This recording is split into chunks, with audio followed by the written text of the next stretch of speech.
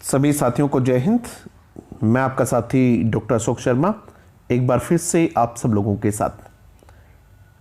William Shakespeare की शानदार tragedy Macbeth, पहला एक्ट, सीन सेकंड। दूसरे सीन की बात है। पहला सीन हम कर चुके हैं कैंप नियर फॉरेस्ट। कहाँ हुआ है ये सीन? कहाँ? The scene takes place where? A camp near forest. Forest क्या है इसका आपको पता होना चाहिए।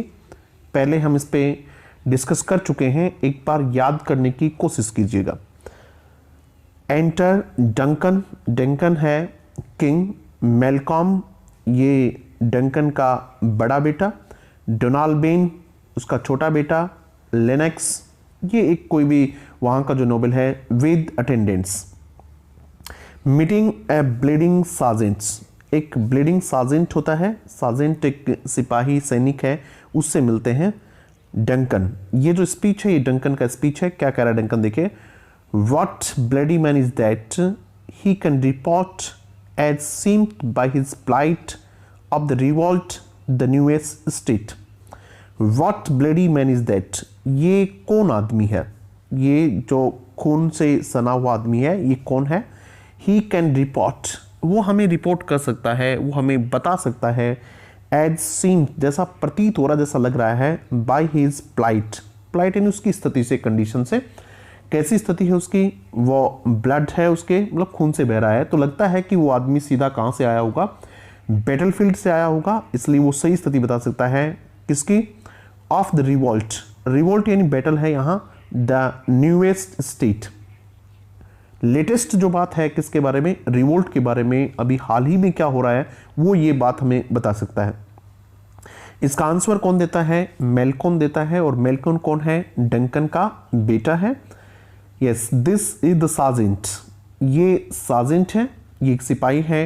Who like a good and Hardy soldier, जो किसकी तरह है? एक गुड और एक मजबूत सोल्जर की तरह फॉट अगेंस्ट माई कैप्टिविटी, जो मेरी कैप्टिविटी, मैं बंदी बना लिया गया था, मैं कैप्चर हो गया था, उसके खिलाफ, मैं पकड़ा नहीं जाऊँ इसके खिलाफ उसने क्या किया? बहुत अच्छे ढंग से फाइट की। अब क्वेश्चन देखिएगा क्या बन सकता है। Who like a good and Hardy soldier fought against my captivity. अब आपसे पूछेंगे हुज स्पीच इज दिस, ये स्पीच किसका है? तो आप बताएंगे कि ये स्पीच किसका है? मेलकॉम है। या फिर ऐसे नहीं पूछ के आपसे ऐसे पूछ सकते हैं कि my in the above statement my refers to, इसमें माई किसको रेफर करता है? तब भी आप बताएंगे मेलकॉन है। हेल, हेल का मतलब वेलकम। ब्रेव फ्रेंड, स्वागत है आपका। Brave friend. Say to the king the knowledge of the broil. Say to the king, king को बताइएगा। किंग कौन है यहाँ? किंग डंकन है। The knowledge the information of the broil, broil का मतलब बैटल है। आप इस बैटल फील्ड के बारे में उनको बताइएगा। एज दो डिडस्ट लीव इट, जैसा आपने वहाँ बैटल फील्ड को छोड़ा था, यानी युद्ध भूमि जहाँ आपसे, जैसा आप उसको छोड़ के आए हैं वो लेटेस्ट आप बताइएगा।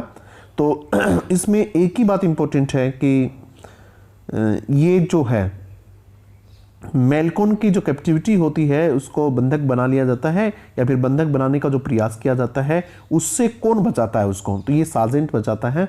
और ये माई जो है किसके लिए है? सार्जेंट के लिए। तो ये एक लाइन जो है ये इसमें थोड़ी सी अपने को ध्यान रखनी चाहिए, बाकी तो कॉमन कन्वर्सेशन है। डाउटफुल इट स्टूड, ये जो सार्जेंट का स्पीच है ये इंपॉर्टेंट है। डाउटफुल इट स्टूड यानी थोड़ा सा अनिश्चित सी बात है। डाउटफुल इट स्टूड मतलब it is quite uncertain to say anything about it, थोड़ा कंफ्यूज सा ही मामला है। एज टू स्पेंट स्विमर्स, जैसा कि दो स्पेंट स्विमर्स। कौन भाई? दो स्पेंट स्विमर्स, दो जो थके हुए स्विमर्स की तरह। कौन?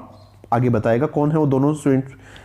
दैट डू क्लिंग टुगेदर, जो एक दूसरे से चिपके हुए हैं। एंड चॉक देयर आर्ट, और एक दूसरे की art, the art of fighting, उसका जवाब दे रहे हैं, उसको कौंध रहे हैं, उसको रोक रहे हैं, उसको चौक कर रहे हैं। यानी लगता ऐसा है कि दोनों के पास फाइटिंग की जो आर्ट है वो एक जैसी है। द मर्सिलेस मैकडोनाल्ड, कौन? Merciless Macdonald worthy to be rebel, तो क्या कहने के योग्य है? रेबल। रेबल का मतलब क्या होता है अभी? विद्रोही कहने के योग्य है। अभी जो दो स्विमर्स होते हैं ये कौन है? एक तो मैकबेथ है और एक कौन है? मैकडोनाल्ड है। ये दोनों की दोनों वहाँ युद्ध में लड़ रहे हैं और ऐसे हैं जो कि थके हुए स्विमर्स की तरह, थके हुए तैराक की तरह दोनों हैं। तो पूछा जा सकता है कि भी ये किन के लिए आया है, तो आपको ध्यान होना चाहिए। Merciless Macdonwald worthy to be rebel, जिसको विद्रोही कहा जाना चाहिए, विद्रोही कहे जाने के योग्य है। For to that the multiplying villainies of nature do swarm upon him, और उसके ऊपर मल्टीप्लाइंग इन बहुत ज़्यादा, विलेनीज ऑफ नेचर प्रकृति की जो बुराइयां हैं वो उसके ऊपर बहुत ज़्यादा मंडरा रही थी, यानी मतलब सभी बुराइयां उसके ऊपर आ गई थी। किसके ऊपर? मैकडोनाल्ड पे। From the western isles of kerns and gallowglass is supplied, और वेस्टर्न आइल्स से, ये वेस्टर्न पश्चिमी जो हैं आइल्स वगैरह से हैं, आइलैंड से जो हैं, द्वीप हैं, क्षेत्र हैं, ये मान लो, वहाँ से ऑफकन्स एंड गैलो ग्लासेस, ये छोटे बड़े हथियार हैं, इज सप्लाइड, उसको क्या किए गए हैं? सप्लाई किए गए हैं। And fortune on his damned quarrel smiling, और फॉर्च्यून जो भाग्य है वो भी उसके इस बेहुदा, उसके इस बेकार क्वेरल पे स्माइल करते रहते हैं। शाउट लाइक रेबल्स हॉर, और वो भी कैसा नजर आ रहा है?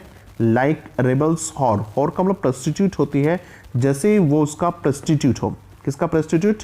इसका, रेबल्स का प्रोस्टिट्यूट हो। But all is too weak, लेकिन ये सब बहुत कमजोर है था।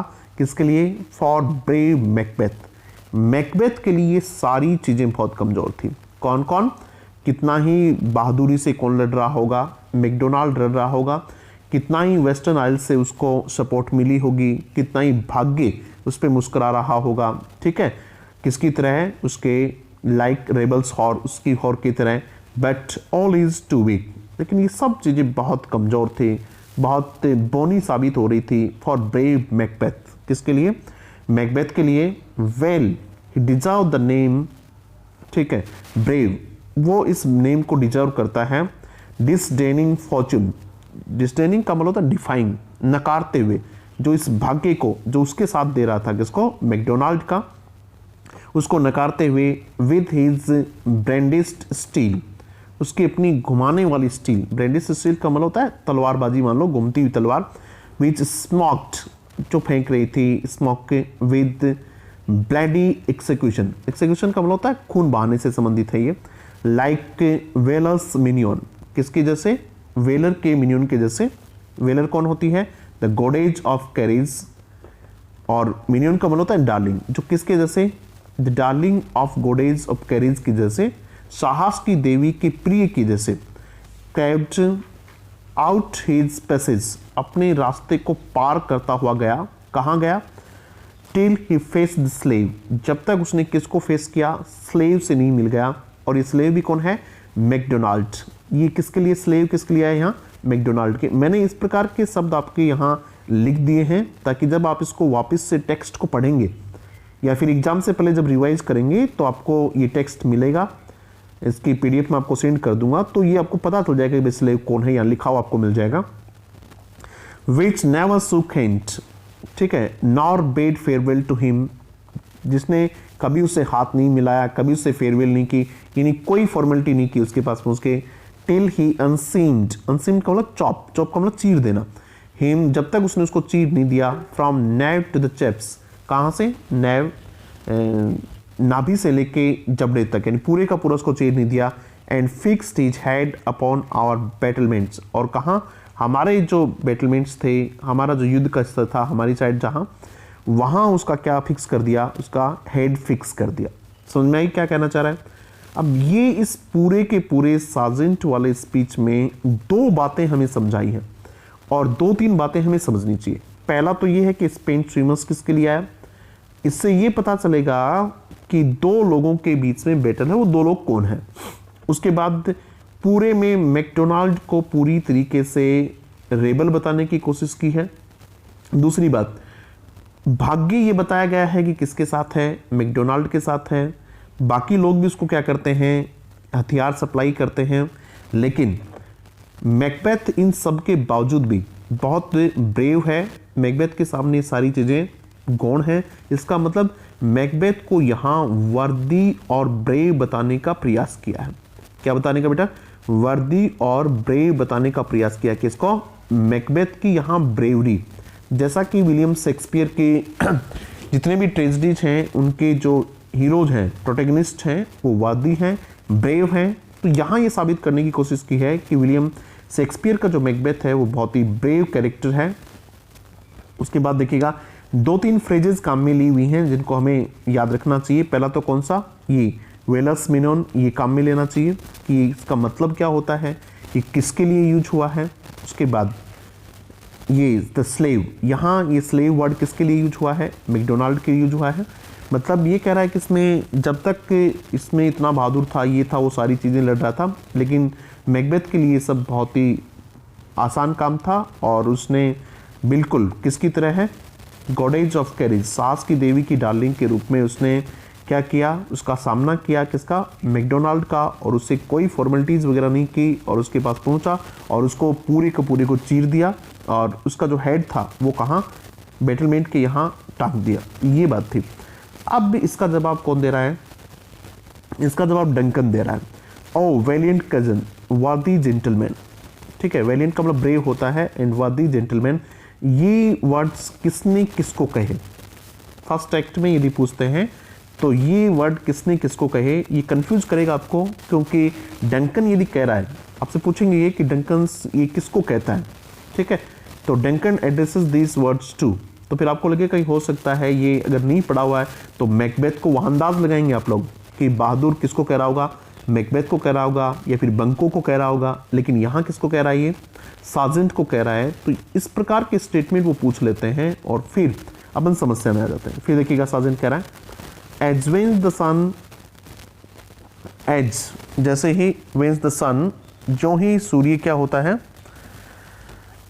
बिगिन हिज रिफ्लेक्शन, जो ही सूर्य उदय होना शुरू करता है। Ship breaking storms and direful thunders break.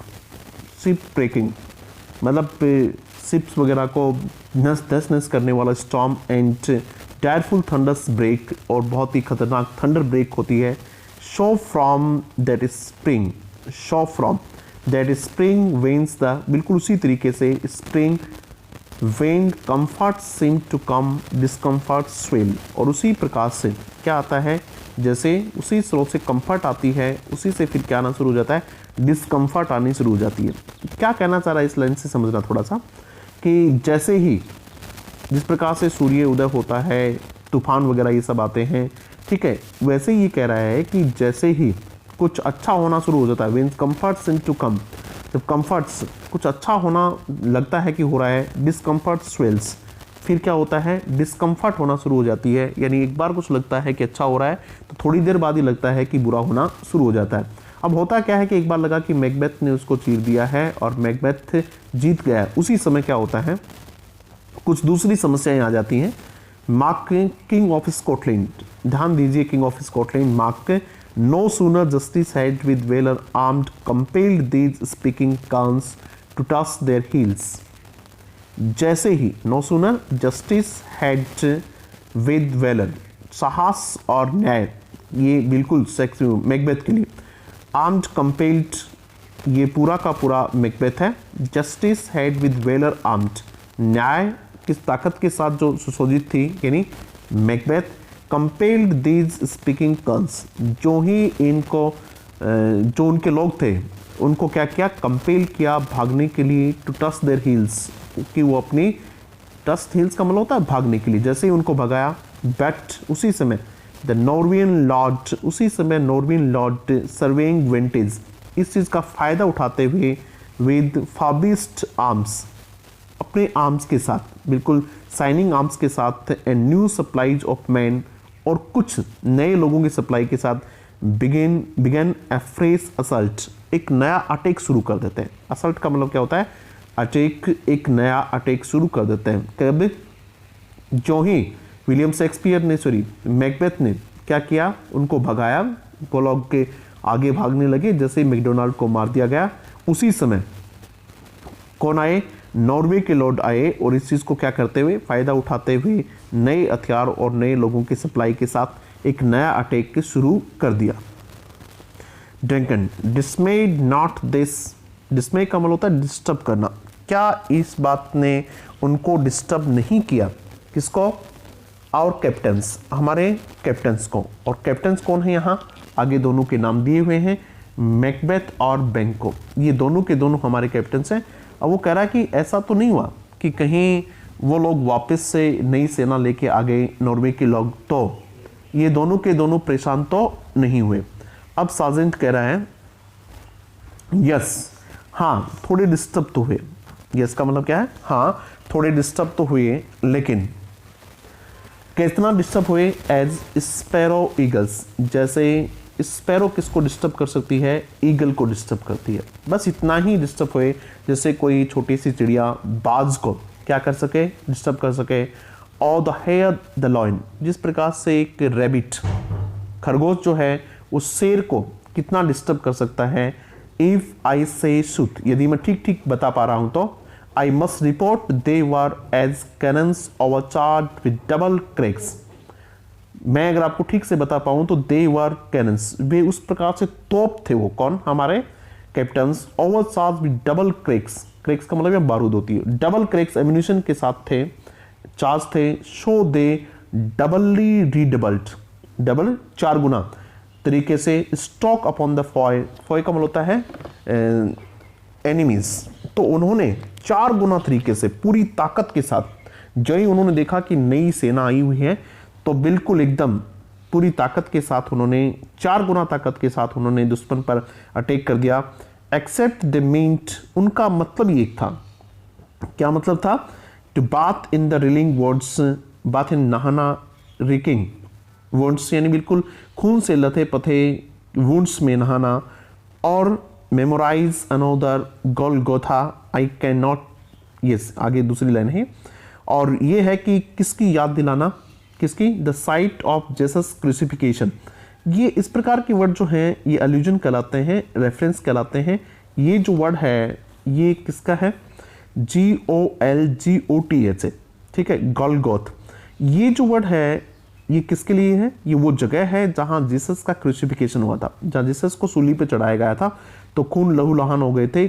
तो ये कह रहे हैं कि बिल्कुल बैटलफील्ड को वो बिल्कुल इसी प्रकार के साइट में बदलना चाह रहा था, बिल्कुल वैसे ही साइट में बदलना चाह रहे थे, यानी बिल्कुल दुश्मन को मार काट वो करना चाह रहे थे। आई कैनॉट टेल, और मैं नहीं बता सकता, बट आई एम फेंट, लेकिन मैं क्या रहा हूँ? बेहोश हो रहा हूँ। माई गेसेस क्राई फॉर हेल्प, मेरे जो वुंड्स हैं, कौन अभी ये वुंड्स हैं, इसका मतलब वुंड्स होता है घाव, WOUNDS वुंड्स। मेरे घाव जो हैं वो क्या मांग रहे हैं? हेल्प मांग रहे हैं, यानी अब मुझे मैं भी खुद भी वुंडेड हूँ और घायल हूँ, इंजर्ड हूँ, तो मुझे भी अब क्या चाहिए? हेल्प चाहिए। इससे ज़्यादा मैं आपको नहीं बता सकता हूँ, ठीक है। तो इस पैराग्राफ में हमें क्या विशेष देखने को मिला जो आपको नोट करके रखना चाहिए?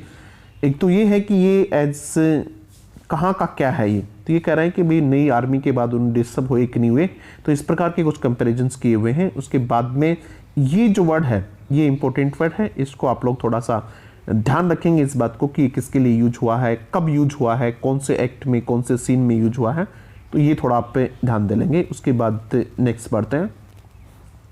डंकन, शो वेल दाई वुड्स बिकम दाई एज दाई woods, show well thy words become दाई, ठीक है।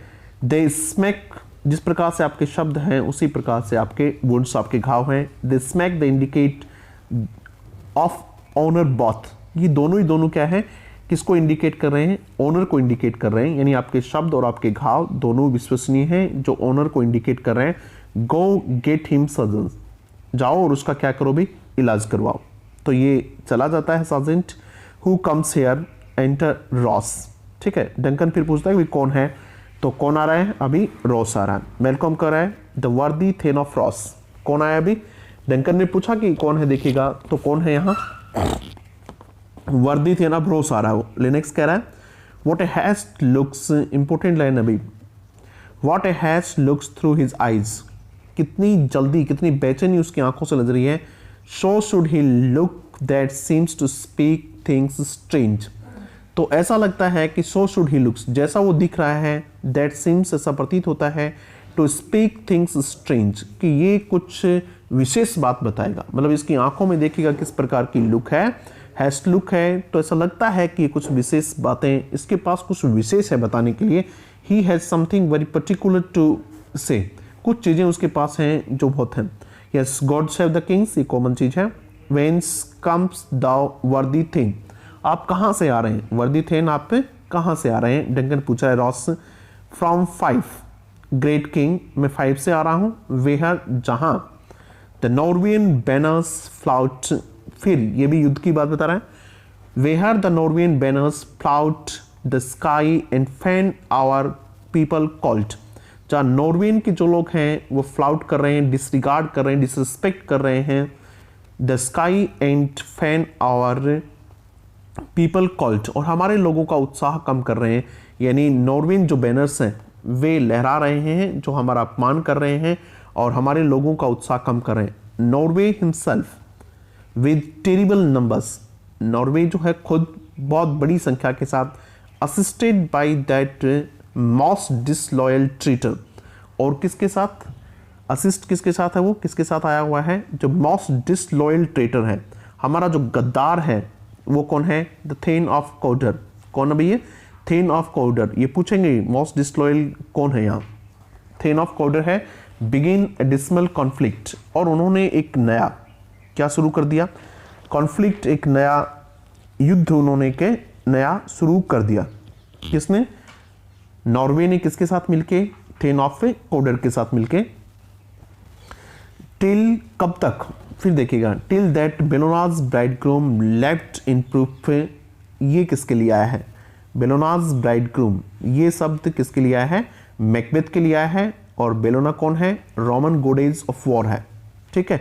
और ये शब्द बेलोनाज ब्राइडग्रूम, ये शब्द जो किसके लिए काम में लिया है, मैकबेथ के लिए, यहाँ मैंने लिख दिया है, देखिएगा।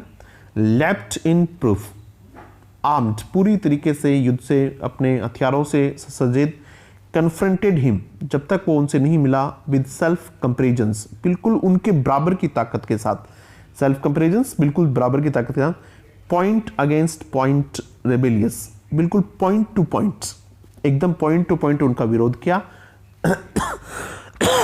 आर्म अगेंस्ट आर्म, हथियार का जवाब हथियार से दिया। कबिंग हिज लेविस स्प्रीट, और जो उनका बहुत कॉन्फिडेंस बढ़ रहा था, जब उनकी स्प्रीट लेविस हो रही थी, फुल स्प्रीट जो उनकी हो रही थी, उनको कब किया, उनको कंट्रोल किया। To conclude the victory fell on us, और क्या कंक्लूड किया कि विक्ट्री हमारे ऊपर आ जाए। तो इसमें एक क्वेश्चन बनता है आपका, क्या क्वेश्चन बनता है देखिएगा, जहां जहां आपको बताया जा रहा है आप लोग थोड़ा सा इसको नोट कर लीजिएगा, क्योंकि टेक्स्ट पढ़ना, बार बार टेक्स्ट पढ़ना आसान नहीं होता है।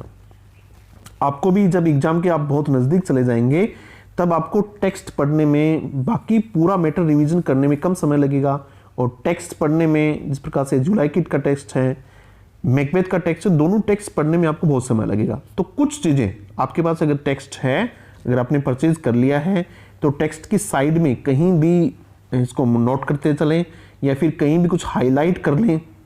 भाई हाईलाइट करते हुए चलेंगे तो आपको लगेगा कि भाई हाँ ये इंपॉर्टेंट चीजें, तो इसमें ये जो बात है ये हाईलाइट करने वाली बात है, ठीक है।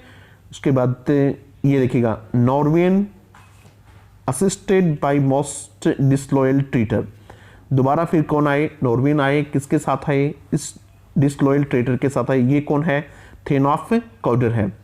इतना आप इसको याद कर लेंगे।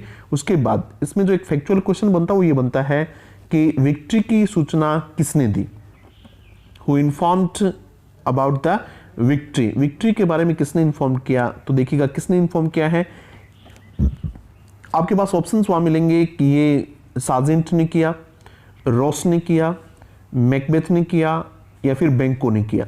तो जब आपको आंसर देना इसका, तब आप कहेंगे कि रॉस है। इस प्रकार की जो डिटेल बिल्कुल अंदर से जो क्वेश्चंस आएंगे ना, वो आपको टेक्स्ट पढ़ने पर ही पता चलेगा और आप उसको इस प्रकार से आंसर कर पाएंगे। अब डंकन का आंसर देखिएगा, ग्रेट हैप्पीनेस, बड़ी अच्छी बात है। Ross, that now Sweno the Norwegian king, कौन है ये, नॉर्वे का किंग है। क्रेव्स कंपोजिशन, इसका मतलब ये है कि बेग्ड फॉर पीस। अब जो है नॉर्वे का जो किंग है वो संधि के लिए कह रहा है, पीस के लिए कह रहा है, nor would be deign him, हम उसको अलाउ नहीं करेंगे, ब्रियल ऑफ हिज मैन, उसके आदमी को दफनाने के भी, टिल ही डिसबर्स्ड, जब तक वो हमें देता नहीं है। डिसबर्स का मतलब होता है पैसे वगैरह बांटना। एट सेंट कॉम्स इंच, कहाँ नहीं ब्री करने देंगे अपन उसको, ये जगह का नाम है। यहाँ हम उसके आदमियों को, देखो युद्ध हो गया है, युद्ध के बाद में वो हार गए हैं, लेकिन अब वो किसकी बात कर रहे हैं, शांति संधि की बात कर रहे हैं। लेकिन हम उनके लोगों को वहां दफनाने भी नहीं देंगे, कहाँ, यहाँ, कब तक, till $10,000 to our general use, जब तक वो $10,000 हमें नहीं दे देते हैं, किसके लिए, जनरल यूज के लिए, तब तक उनके लोगों को वहां दफनाया नहीं जाएगा। ऐसा अक्सर युद्ध के बाद होता है कि भी उनके ऊपर कुछ इस प्रकार की जो है संधि थोपी जाती हैं, या युद्ध जो है उनके ऊपर थोपे जाते हैं। अब डंकन कह रहा है नो मोर देन, ये डंकन का स्पीच अभी थोड़ा सा इंपॉर्टेंट स्पीच है, इसको आप इंपॉर्टेंट कर लेंगे। No more than that thane of Cawdor shall deceive, no more that thane of Cawdor, अब और ज्यादा वो कौन, थेन ऑफ कॉर्डर है, shall deceive our bosom interest, अब वो हमारे हितों को ज्यादा धोखा नहीं दे पाएगा। गो प्रोनाउंस हिज प्रेजेंट डेथ, जाओ और उसकी डेथ को प्रोनाउंस कीजिएगा। And with his farmer title great Macbeth, with his farmer title great Macbeth, और उसके पुराने टाइटल से किसको ग्रीट करो, मैकबेथ को करो। अब ये जो लाइन है ये इंपॉर्टेंट इसलिए हो जाती है कि इसमें डंकन मैकबेथ को थेन ऑफ कॉर्डर का टाइटल देता है। तो देखो इसमें क्वेश्चन कैसे आ सकता है, ये है विद हिज फॉर्मर टाइटल, तो किसके फॉर्मर टाइटल की बात कर रहा है ये पूछा जा सकता है। तो ये कौन है, thane of Cawdor, former little title greet Macbeth, Macbeth को किससे ग्रीट करने के लिए कह रहा है, तब आपके पास जो आंसर है वो हो जाएगा कौन सा, थेन ऑफ कॉर्डर की बात कर रहा है। वो किसकी बात कर रहा है, थेन ऑफ कॉर्डर की बात कर रहा है। Ross, yes, I will see it done, मैं देखूंगा ये हो जाए। What he has lost noble Macbeth has won, अब फिर ये इंपॉर्टेंट लाइन है, ये डंकन की इंपॉर्टेंट लाइन है, बात तो वही है जो कह रहा है what he has lost noble Macbeth has won. तो इसमें क्वेश्चन कैसे बन सकता है इस अकेली लाइन का ही, क्या कि किसने क्या खो दिया है, भाई ही हैज लॉस्ट है ना, तो ही कौन है, थेन ऑफ कॉर्डर, खो दिया क्या है इसने, द टाइटल खो दिया किसका, थेन ऑफ कॉर्डर का। Noble Macbeth has won, noble Macbeth ने क्या पा लिया है, तो क्या पा लिया उसने, the title of thane of Cawdor, तो ये उसको मिल गए हैं। अब आगे अपन, ये था हमारा कौन सा, सीन सेकंड, सीन थर्ड को अपन कल की क्लास में कर लेंगे। Thank you very much.